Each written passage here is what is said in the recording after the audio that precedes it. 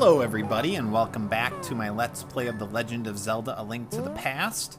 We are traversing the second dungeon here called the Desert Palace. And the first thing you might notice is that we have enemies coming up out of the floor. Just another little hazard that we have to be aware of. There are also these little laser eye guys, like in this room up here, that you have to dodge. Use the boots to knock this key off, and you can use this tile here, which just says to look out for hidden treasure in each dungeon. This is a pretty small dungeon. It really shouldn't take that long to get through. I'm going to be getting all the key items again, so this is where the first item is, the map. And we needed that little key I got a little while ago in order to get to the big key. So you hear that sound. Use the little key here. Head into this room. You need to kill all the tentacle guys and avoid this laser, which I didn't. And this also gives you the compass. So once we grab the big key to the north here, we will have all of our key items except the special item.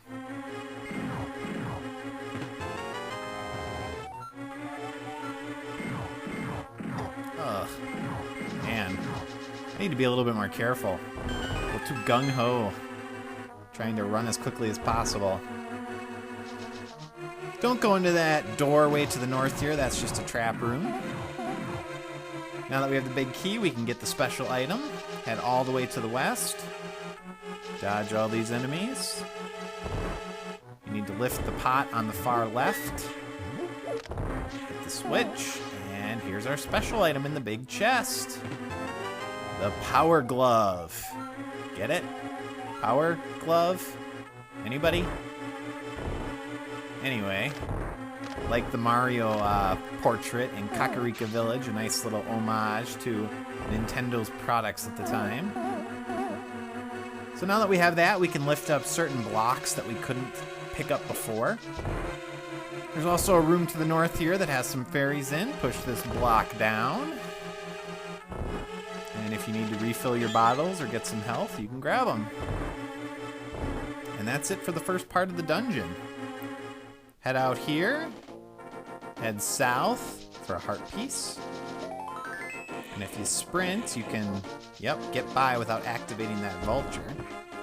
And these are the stones you can now pick up. You still can't pick up black colored ones, but you can pick up the green ones. In this door, you have to push this switch.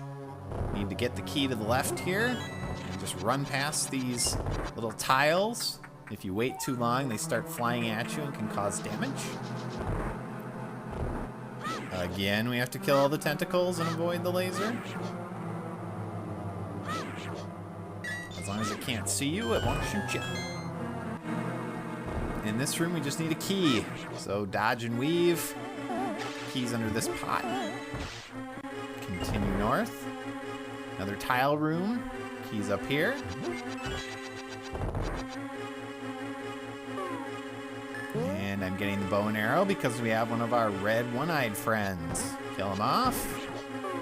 Use your lamp to light all these little pedestals. And that exposes the room to the boss.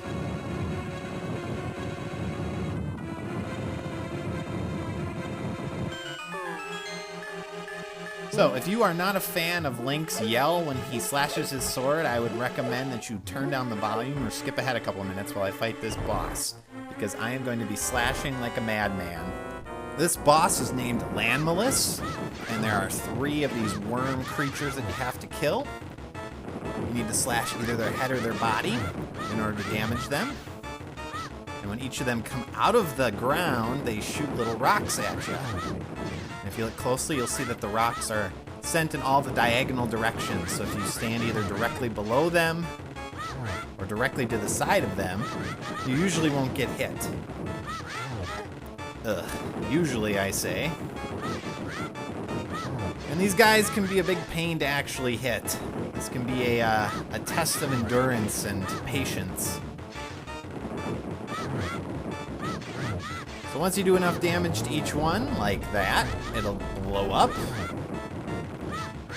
And once you kill 2 of them, which I hopefully will be doing here soon, there we go.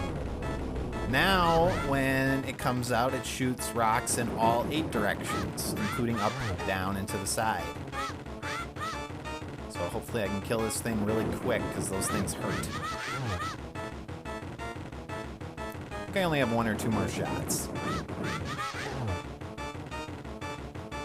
Ah. Alright, come on. Let's do this. There we go. So, you get another heart. And you get your second pendant. And the little victory fanfare. 1 more pendant to go. The goal's in sight. Go for it. With the powered glove, we can now pick up all these little stones, which allows us to access some areas we couldn't before. Dodge all these sand guys.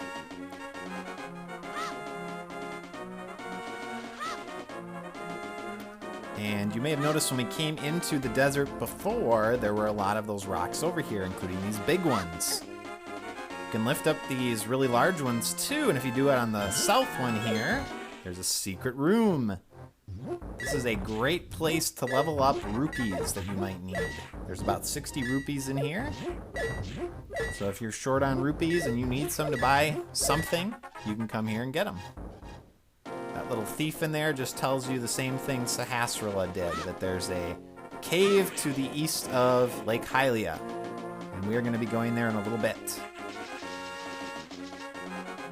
So you may notice I'm using the Pegasus boots quite a bit to dash around here. That is kind of a key to trying to beat this game quickly. But I do want to be cognizant of the fact that that might be a little disorienting to my viewers, because the screen does shift pretty fast when I'm doing it. So usually I use them to run around, especially when I have to go long distances. But I want to kind of get some feedback from you guys on how that looks. Is that hard to follow? Does it seem disorienting to you when I'm doing that? Please comment below or send me a message and let me know. And if I get enough people saying that it is disorienting or that it would be a lot better if I didn't do that, then I'll stop doing it. But otherwise, I'm going to continue to do it, again, to try to go as quickly as possible. So that's a black one there that we can't pick up yet, the little black 8-ball. Where we're going is to the far northeast, which has a location we need to get the flippers, which allow us to swim.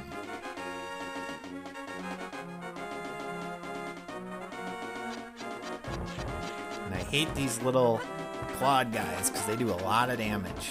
Luckily I was able to dodge them. So this is the land of the Zoras. Those of you that have played later Zeldas may be familiar with the Zoras. We are looking for the King Zora so that we can purchase some flippers, and you need 500 rupees to purchase them. So head all the way down here to the south path and continue all the way to the right.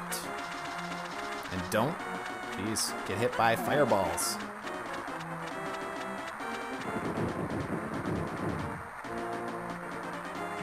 And here's King Zora.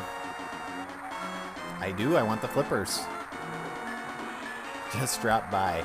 I'm just here to talk. 500 rupees, you say? I'll quit after all. Came all this way just to talk. No big deal. So it gives you the flippers. This lets you swim. And you also can use little portals in the water. You notice that the Zoras made a little white whirlpool when they come up out of the water. There are permanent whirlpools in various points of the game that you can use to warp to different parts in the water in different areas of the land. If you head over here to the left, we get another heart piece, and that completes another heart canister. So now we have, what is it, 6, 8, 2, 4, 6, 8 hearts. Cool. Head south here. And you may notice this waterfall to the left. Head through. And this is a magical fountain or mysterious pond. You can throw an item in. Throw in your boomerang. It irritates a fairy. She asks you if you threw it. Be honest. She likes an honest person, and she gives you something better in return. The magical boomerang. So it goes farther and faster than the other one. And now you have to wait a couple seconds to reactivate it. The other thing I'm going to throw in is my shield. And go through the same drill, and she will upgrade the shield so that now it'll actually block fireballs. The last thing you can throw in at this point is an empty bottle. If you do so, you will get Medicine of Magic back, which refills your magic meter. Normally you have to pay 60 rupees for that, but obviously you can get it for free. Use the warp. We're now in Lake Hylia. Head over here to the east, and we're going to go get that item that Sahasrara told us about. So come up here, dodge some enemies. Hit this crow. And we're gonna have more of those clawed guys that I don't like. Ugh. So head in here, and we need some bombs. Might notice the music. That's the fairy music. So we have some fairies in here we can get. If you head to the left there, you'll get stuck behind a little enclosure. So instead you have to come out. Notice this suspicious part of the wall. Bomb it. You can also pick up this rock. Head through. And we get the ice rod. So lets us freeze enemies, which makes them a little bit easier to kill. And it's also important for one boss fight that we're going to have much later in the game. We have another little hidden area here with some rupees. And this guy tells us that he earns a lot of rupees by defeating enemies. Well, that is not a strategy, obviously, that I use. I find my rupees in items and in chests.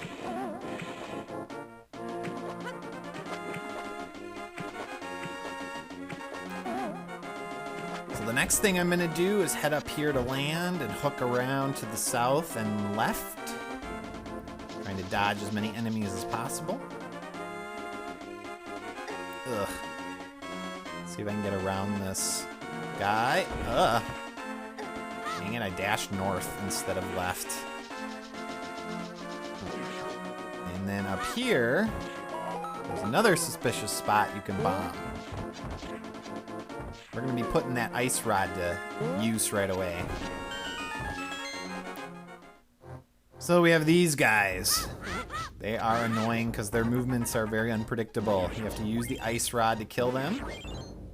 Come here, buddy. Don't run out. Thank goodness. In here we have another thief. Talk to him. Bam! 300 rupees. Now this is a worthwhile hidden cave to find.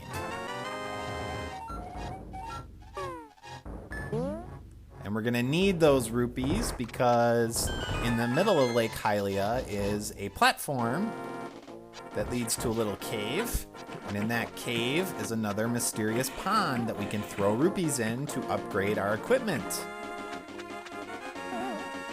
So, in my next episode, I will show you that. For now, thanks for watching, and I will see you next time.